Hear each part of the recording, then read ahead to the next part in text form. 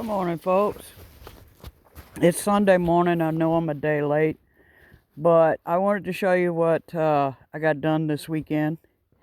We had the shed company come out and move the shed from where it was sitting, which was right here, right off the slope.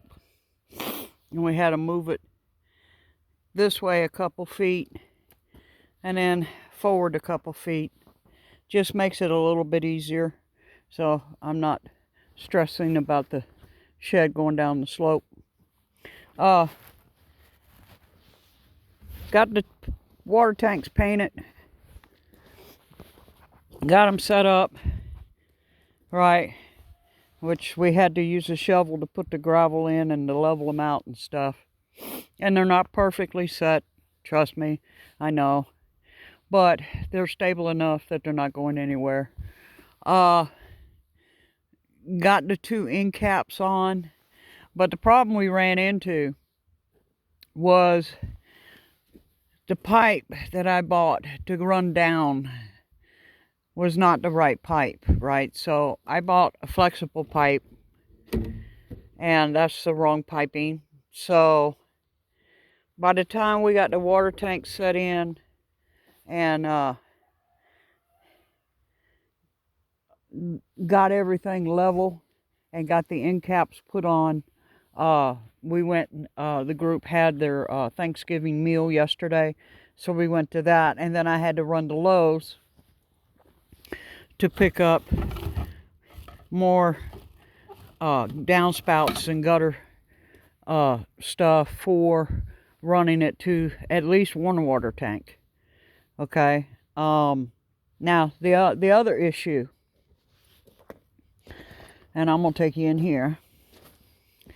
See, I did get my mattress put in, but I've been so busy and so tired at the end of the day that I never even got to put the sheets on. So we're just gonna leave it like that.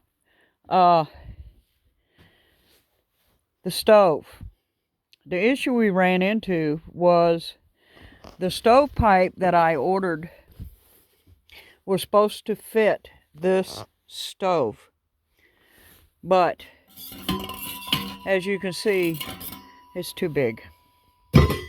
So while I was at Lowe's, I tried to see if they had like an adapter, you know, to go from this, I think it's 1.25 inches to 3 inch, and they did not have that. So Joe over at St. Bernard Acres told me maybe I need to like go to like the auto place and have them cut for like a muffler. But I've got everything to do the stove. I've even got the wall kit that's going to be going right there, and it's going to be coming out above this tank right in that top corner right there.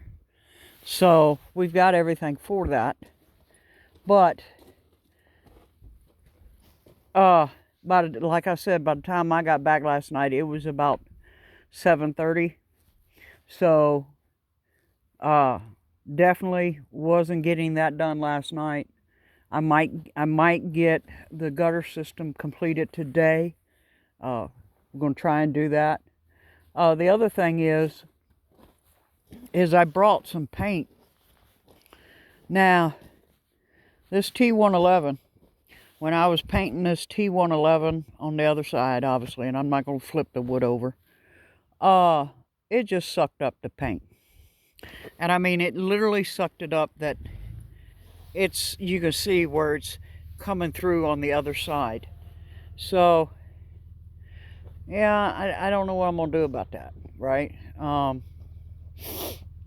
this T111 is so heavy, I don't know if I'm going to use it. But we did not insulate underneath the shed. And let me tell you why. I'm going to take that hardware cloth and I'm going to run it along the bottom edge there. And then I'm going to take some of those deck boards that are there and I'm going to run that in front of that and just leave like a gap on two sides so air can get through. But with that hardware cloth, I'm probably also going to buy like some screening to put over top, just to be sure that I don't get any mice or anything underneath the shed. But that's what I got accomplished this weekend.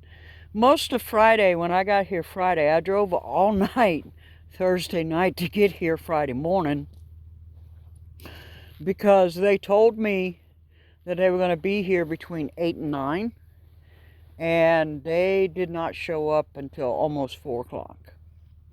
So, yeah, that's not going to work for me, right? I did put some tent stakes on this to try and stabilize it a little bit, but I haven't really been able to do much with it this weekend. Like I said, by the time I got here Friday, I was whooped, and so I didn't get much done Friday. But Barb came over with her Kubota and kind of cleared out the gravel so that Ed can get into his container there, because that's where he parks his motorcycle during the winter, I guess. And so we wanted to make sure he was able to get into that. And yeah, kind of a busy weekend, and got a lot done. Didn't get as much as I wanted done, but it's a work in progress, folks. And I will say this: if you're going to paint your water tanks, make sure you use the Rust-Oleum 2x cover. I will have to do some spot painting on it. You can see where there's some like thin spots here and there, but other than that, it pretty much covered it pretty good with the first coat. But yeah, that's what we got done here. Let me know what you think. Bicycle.